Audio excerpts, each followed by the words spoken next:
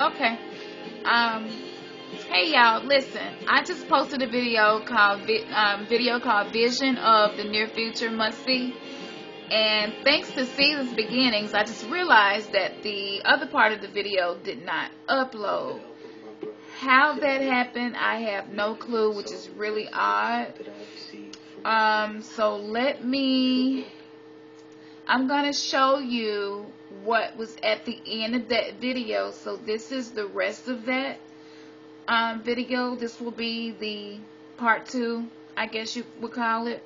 I can't believe that happened. That's so odd. But Kajani Amari AK, I hope I'm saying it right. He's a good friend of mine, I would say, brother in Christ, brother in Yeshua. He has love letters from Yahweh that he's been doing, and it falls in line with everything that I've been seeing myself. And so after I had the vision, I immediately started doing research, and this is what I found. So this was the other end of that video, and I'm going to show it to you. And there's a movie coming out also, y'all, called Hour of Darkness. A lot of other things that I've seen, The Darkest Hour or something like that. A lot of other things I've seen is in that movie. So I'm going to go ahead and post the vid on all the other stuff that I've been seeing and noticed. But in his video, it's called, here it is right here, let me show it to you.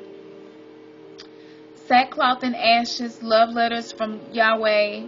Behold, a door stands open in heaven, chapter 50.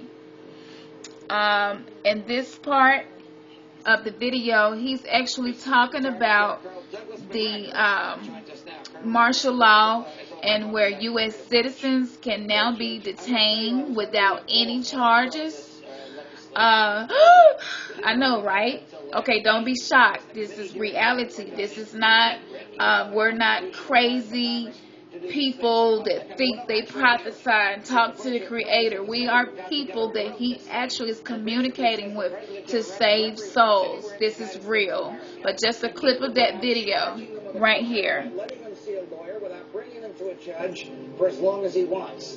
How is that consistent with the Constitution? Constitution don't even exist. So, you know, just like in a dream. It basically says the president can arrest whoever he wants. Here we go. Let me rewind it and let you hear that part. I was utterly appalled when I saw this legislation proposed.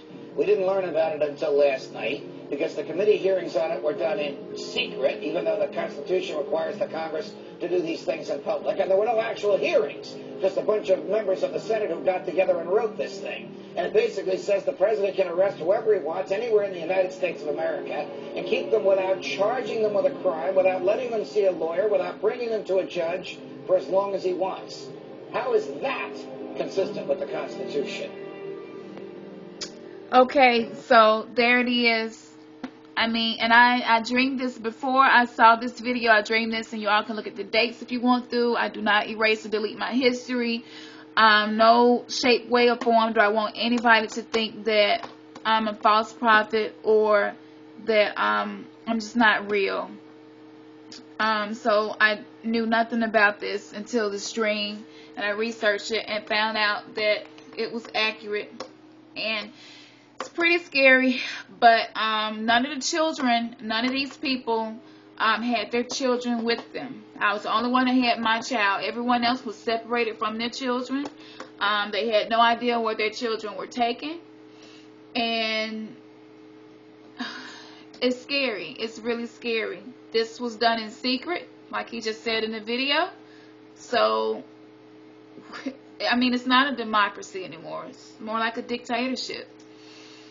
So for those of you that are still trying to live to have fun and party and club and, you know, get high and get drunk and have sex, and you pretty much think that's the ultimate life, I really do pray for you and feel sorry for you, because there's so much more to life than this. And when your family get affected directly by it, it may be too late at that point, you know. So while God keep giving you another day to wake up and breathe. Don't use it for the wrong thing, you know. And I'm not saying to be perfect, because I'm not, but when I wake up in the morning, I wake up saying, God, whatever you have me to do, I'll do.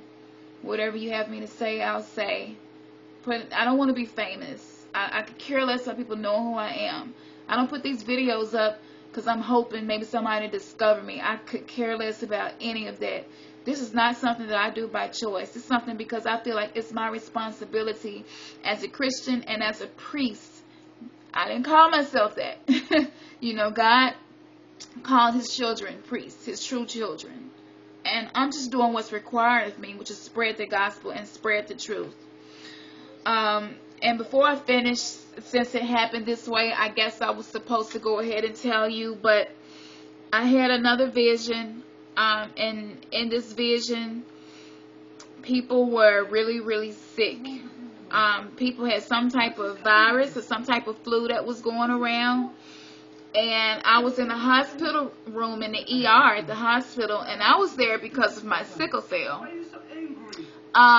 And people were coming in and the hospital was so full, and the news was on, and on the news screen, CNN was on live, and they were talking about this breakout epidemic of this flu, this disease or virus or whatever it was, and scientists were trying, it was replicating so fast that scientists could not keep up to even make a vaccination. Every time they would make one, the virus, whatever, would replicate itself, and it would make itself where it was resistant to the vaccine that was made. So it was like they were spending billions of dollars creating vaccines, but it was doing no good because the virus was replicating itself so fast and resisting against everything that was being created.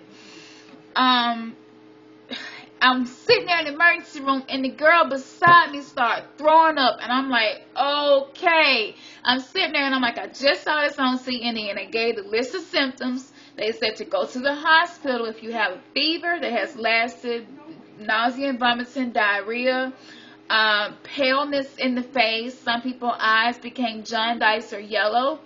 And I'm looking at the girl beside me, and like each symptom, it was like check, check, check. So when she got to throwing up, I got up and I moved. And I was aware this was a vision because I had my own mind. I could feel, I could smell. Whenever I have visions, I can actually smell and feel what's going on, unlike just a dream. So I get up and I move to another seat. And it was, the hospital was so full, the nurses and doctors could not keep up. People were in the hallways and everything. And I'm sitting there thinking, like, look, they probably ain't gonna never get to me. So I'm thinking to myself, I probably just ought to leave because I don't want to catch whatever this is anyway. Right when I said that, this 7'11", maybe 8 feet tall guy comes in. He has like this trench coat on with a hood on it.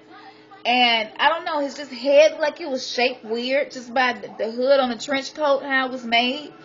And he sat down in a wheelchair when he walked in.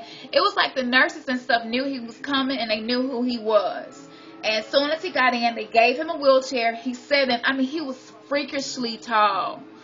And he had 2 other people with him. I don't remember whether they were men or women and how they looked because he just really creeped me out.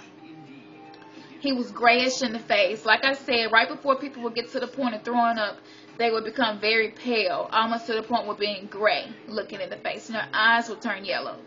And he was way past that point. He just didn't look, it was something that just didn't look human about him. It wasn't to the point where anybody could look at him and tell. It was very subtle differences that I noticed, like the shape of his nose, the shape of his head, the shape of his face. His breathing pattern seemed different. I don't know. It's just, I have a little medical background, and it just, I don't know, something was not human about him, especially his height. So he gets to go in front of everybody. They wheel him to the back. Like, I'm sitting like I've been here all this time. I don't know how long I've been here, but they put him in front of me. I'm like, who is this cat right here? Will he get rolled off in front of me? So they roll him to the back, and the CDC was there.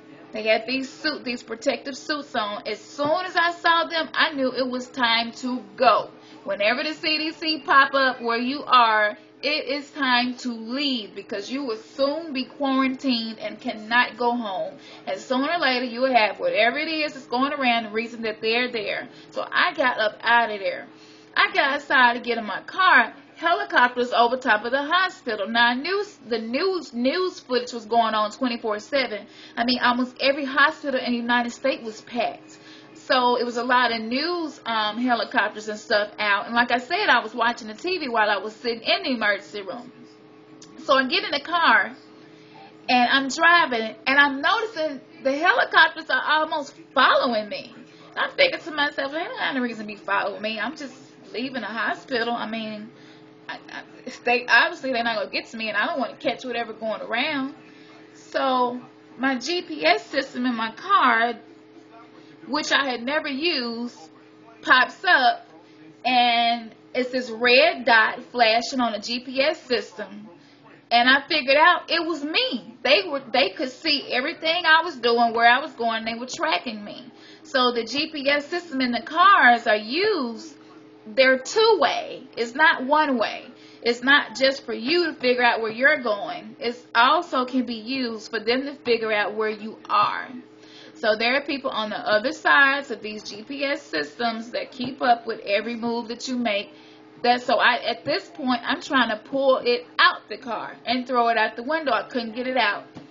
I'm driving fast as I can. The farther I get away from the hospital, I'm starting to notice a lot of cars have been deserted on the side of the road and the expressway. Some cars were caught on fire.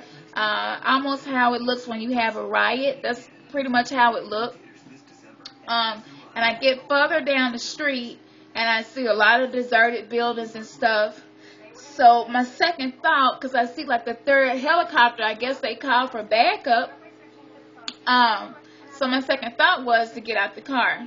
So I get out the car, and I'm running fast as I can into this building. I get into this building that looked deserted, and there was like a utility door, which leads to where the hot water heater and all that stuff is in the building. And you know, that part of the building is not within the infrastructure of the building that's used for whatever the functionality of the building is. You get what I'm saying? So I'm walking through this part, and I mean, I'm tripping over pipes and plumbing and wires and all types of stuff. And this guy grabs me by the arm and says, "Shh," pulled me to the side. He was like, "Be quiet." He was like, "They looking for you." And I was like, "Yeah, they looking for me." I was like, "I don't know why they looking for me." I said, "I just left the hospital." He was like, "Shh." So he leads me off into this place. You know how you push the ceiling up in the building? You can push it up, push it to the side and crawl up in there. Well, we crawled up in there. He had a little pot set up to use the bathroom in.